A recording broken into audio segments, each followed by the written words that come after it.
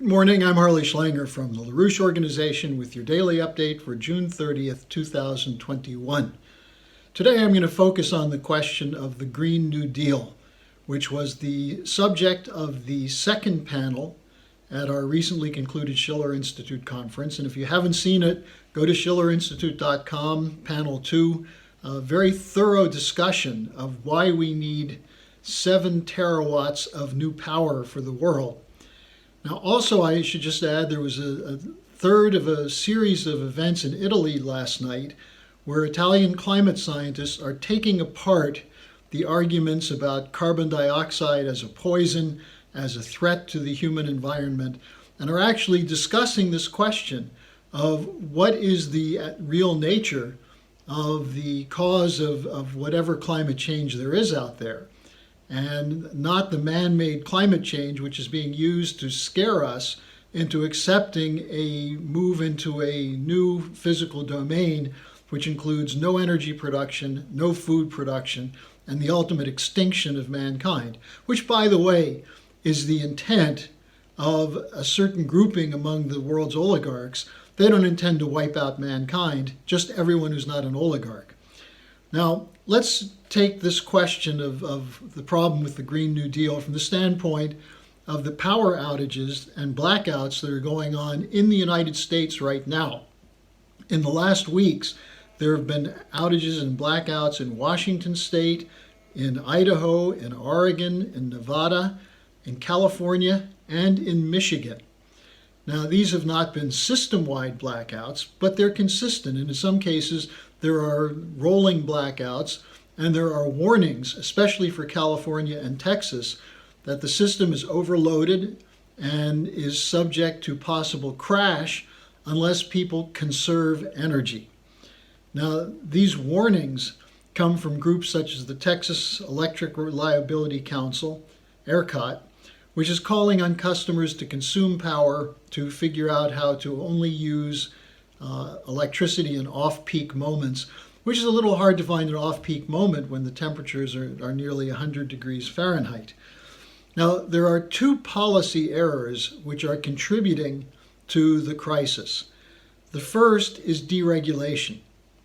This is one that they won't talk about for the most part, but what deregulation meant is that in order to have competition of electricity providers, they need to cut their costs so they can give you cheaper power. But what that means is they're not doing maintenance, they're not doing upgrades, they're not keeping the system in shape. And as a result, the cost-cutting measures to the consumers are also cost-cutting for the power companies, which mean less reliable electricity.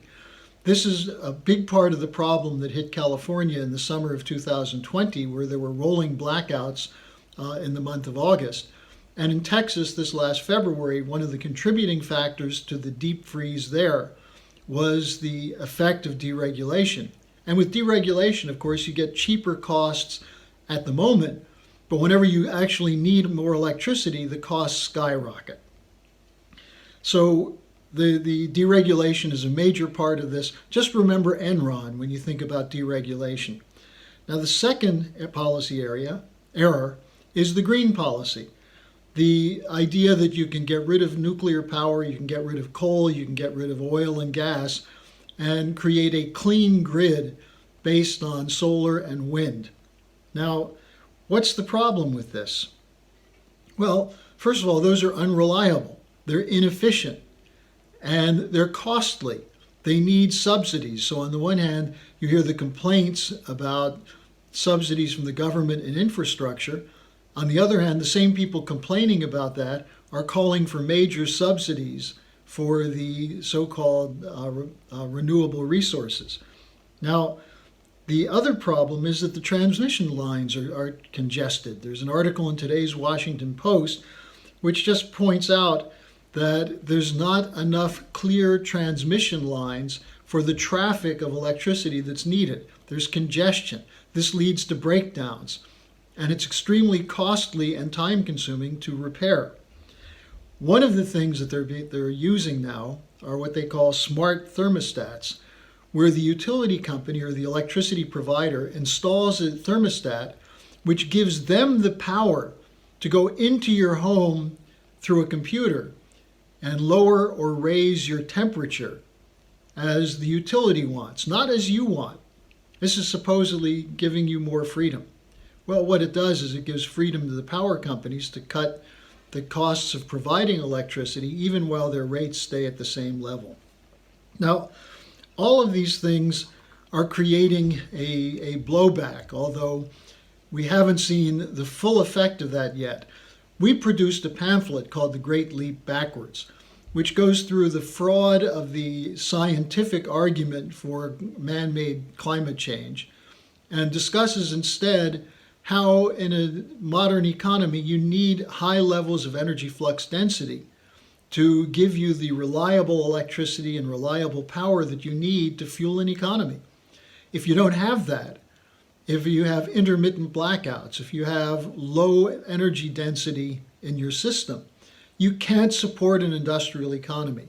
We're also hearing calls for reducing farmland use, getting rid of livestock, going to fake meat, and so on. Now, there's opposition to Biden's executive order on the use of farmland. It's something called 30 by 30, which is an executive order 14008. And what it says is that by 2030, 30% of the land in the United States has to be unused for any economic purpose. Now, what's this going to do? Is this really going to improve the economy and improve the climate? The Nebraska governor has issued orders to circumvent this. And there's a movement in a number of states, especially farm states, where farmers are being told, look, you can't get the prices you need, get out of farming and we'll give you carbon offsets. We'll pay you for your non-carbon production so that someone else can buy that. Now, this is part of the whole move for a global green policy to set up a carbon market as part of a green financial bubble. And we've reported on this before. A central feature of this is the idea that between the private equity funds and private financing, plus central bank money, they can create a $40 to $60 trillion fund, which will be for what? Making sure you have adequate electricity when you need it, heat in the winter and cool air in the summer, that you have enough gas for transportation.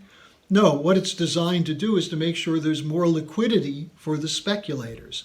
A new bubble, a bubble for those corporations, especially financial corporations. And the ones running this, by the way, are BlackRock, Bank of America, and others.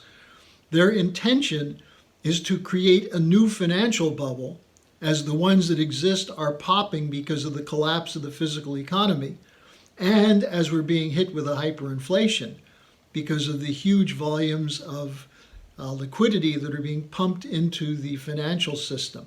And where are those liquidity pumping ending up? In the hands of speculators who are able now to continue to buy and sell worthless financial paper. This is part of the interrelationship of the Green New Deal and the Great Reset. And this is part of the Build Back Better world that was adopted by the G7 countries at their summit 2 weeks ago in Glasgow. Or I'm sorry, not in Glasgow, in Cornwall. But what's going to happen with this? Are they going to be able to implement it? Well, much of the world is opposed to it because most of the world wants development. Even inside Europe, in Switzerland, there was a vote against the CO2 regulation that was proposed. A referendum put on the ballot and it was defeated. In most of the world, there's opposition to these policies, led by countries such as Russia and China, which is one of the reasons they're being targeted for regime change. So when you look at this whole fraud of the Green New Deal, superimpose it on who's under attack from the same people pushing the Green New Deal, whether it's NATO, whether it's the Biden administration. It's the countries that are committed to the sovereign economic development of their nation for the good of not only their people, but for the good of their neighbors and all people, as was stated explicitly in the China-Russia Friendship Agreement, which was extended a couple of days ago when Xi and Putin met online. So we've got to get rid of the Green New Deal. This is up to you to educate your friends, educate everyone who needs to know this. Get the material from us. Order our Great Leap Backward report, and we're going to come up with a new report shortly on this whole question of the economy and the healthcare system. So join us. Make sure we defeat the oligarchs who are intending to leave you with no power, no food, no jobs, and no housing. Thanks for joining me. I'll see you again tomorrow.